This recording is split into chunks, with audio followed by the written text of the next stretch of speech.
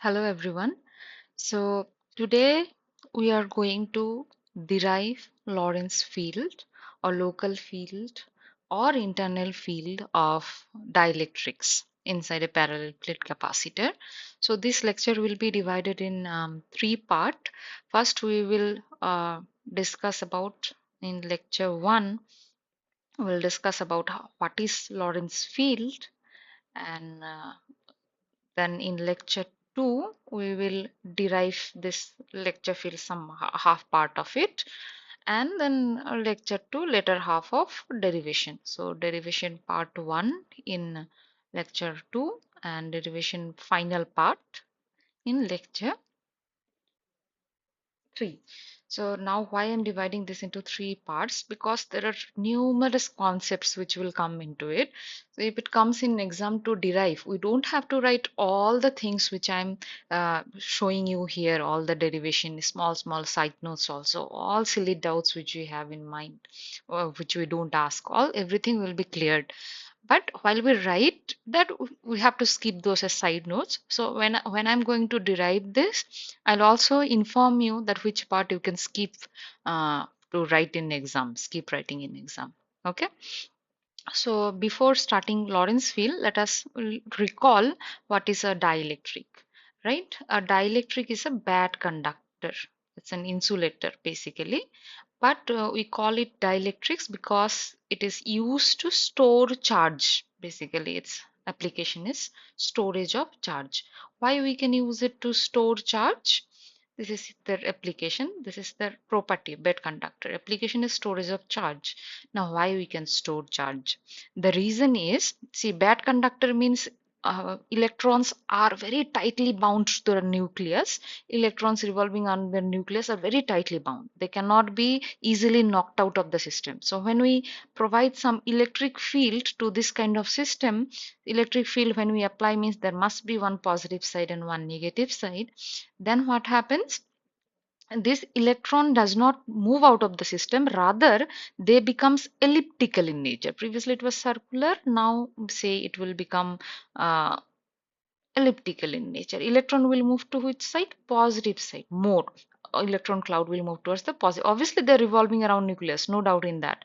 They are still bounded to the nucleus, just that they are that the center of mass of electron and nucleus are not at the same place. Electron is displaced towards the positive side, attracted towards the positive side, and nucleus is displaced towards the negative side of the applied electric field, external applied electric field E. This is what we have a diagram here. We have a battery connected. This side is positive, this side is negative, to a parallel plate capacitors. Say this is plate 1, this is plate 2.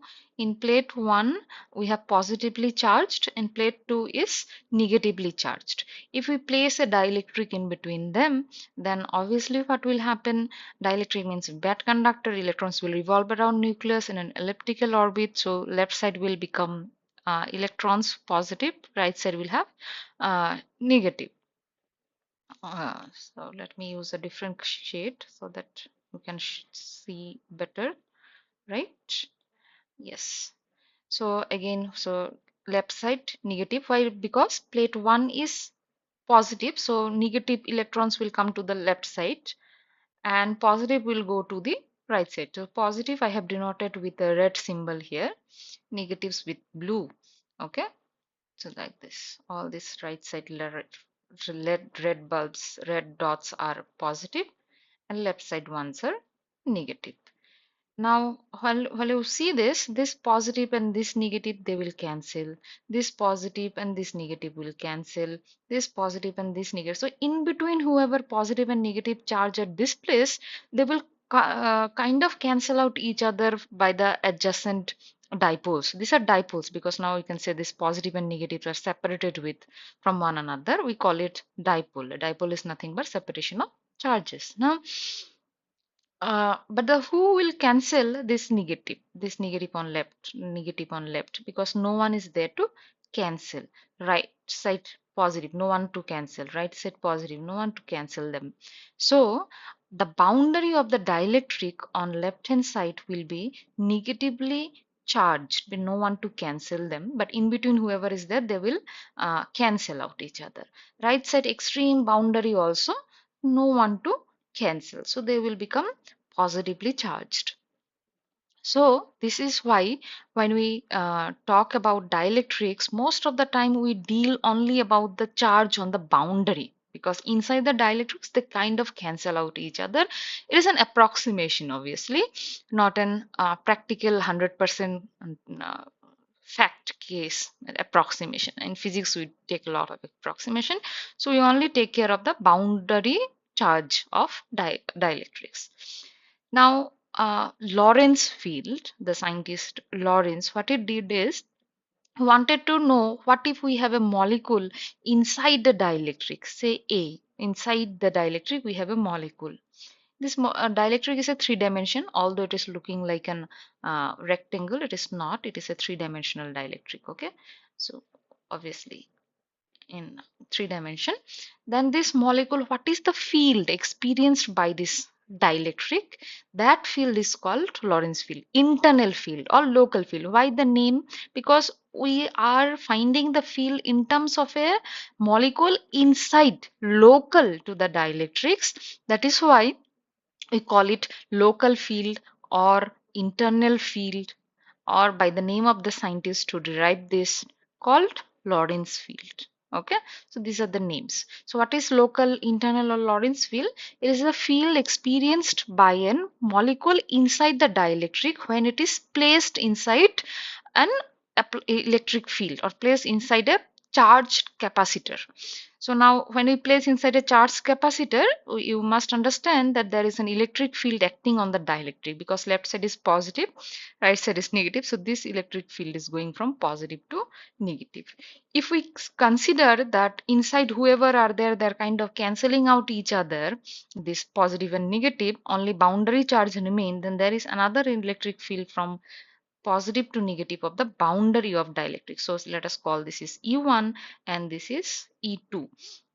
What is E1? E1 is charge. E1 is field between P1 and P2 parallel plate capacitor, charged parallel plate capacitor. What is E2? E2 is field between the boundary of dielectrics from right side we have positive, left side we have negative. So that is E2. So after some time, this E1 and E2 comes to an equilibrium. Okay, so it does not continuously increase. After a certain time, start and then become stable. The E1 and E2 will become stable at equilibrium. They will become balanced. Okay, so now we have to find what is the electric field experienced by an molecule inside the molecular atom inside the dielectric. Is it only this E1 and E2 they're experiencing, or is it more than that? What? That is what we are going to derive. Now, so this is the diagram. I have drawn here the same case where left side plate P1 is positively charged, right side plate is negatively charged, because that is how we are connected to battery. Left side positive, right side negative. And we have drawn only the boundary charge of dielectrics. On left side we have negative because plate P1 is positive. On right side of the dielectric we have positives because plate P2 is negative. These are the fields we have named. E1 field due to charges on the capacitor plates. You see E1 is going from P1 to P2, from left to right, because of charge on capacitor plates. What is E2? E2 is field due to charges on the boundary of dielectric. It goes from right side boundary to left side boundary of the dielectrics. What is E3 again? Now this is a new thing we are incorporating here, which we have skipped earlier. That we are saying, let us consider a sphere. This is not a circle, this is a sphere, because as I already mentioned that dielectric is not two-dimension, we are taking a three-dimensional dielectric. Inside this dielectric we have cut out a sphere. Now how big this sphere is? This sphere is obviously smaller than the dimension of the dielectric, but it is much bigger than the dimension of an atoms or molecules. So inside this sphere there are various atoms and molecules inside again. So we are considering a sphere of radius r inside the dielectrics. On this sphere again, if you think like this, on left side of the boundary of dielectrics are negative, so boundary of sphere on the left side will be positive. Again, opposite charge attract each other. That is the reason.